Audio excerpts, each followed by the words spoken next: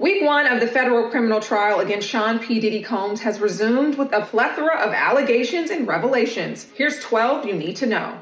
Diddy and ex-girlfriend Cassie Ventura began doing freak-offs during the first year of their relationship when she was just 22 years old. According to Ventura, they became, quote, like a job, with the couple doing them almost once a week, the longest lasting 4 days. Diddy and Cassie would hire escorts mainly from a company called Cowboys for Angels, with Diddy preferring to use black men with big penises or Latin men, who he would pay anywhere between $1,500 and $6,000. Cassie testified that Diddy required them to be covered in baby oil during the freak-offs, and they would typically go through 10 large Johnson & Johnson bottles. On one occasion, at a Beverly Hills hotel, they even filled an inflatable pool with oil and lubricant, and Diddy had Cassie splash around in it. Cassie said Diddy didn't care if she was on her period during the freak-offs, and as a result, the rooms would oftentimes be trashed and linens would be soiled with baby oil, blood, and urine. She also testified that on one occasion, Diddy ordered an escort to urinate in her mouth, causing her to choke. She said there were other times when Diddy and the escort would urinate on her while she lay on the floor.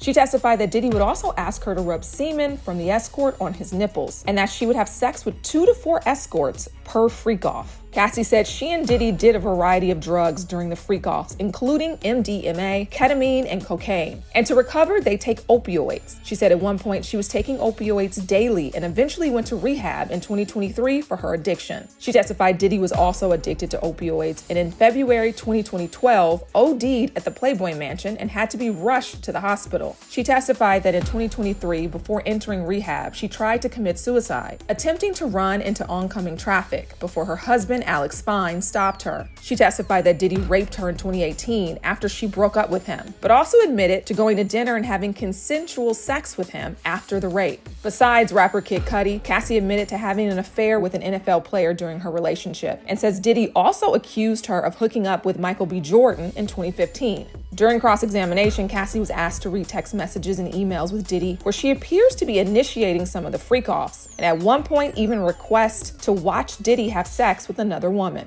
Former Danity Kane singer Dawn Richard is expected to take the stand again next week. For HipHollywood.com, I'm Jasmine Simpkins.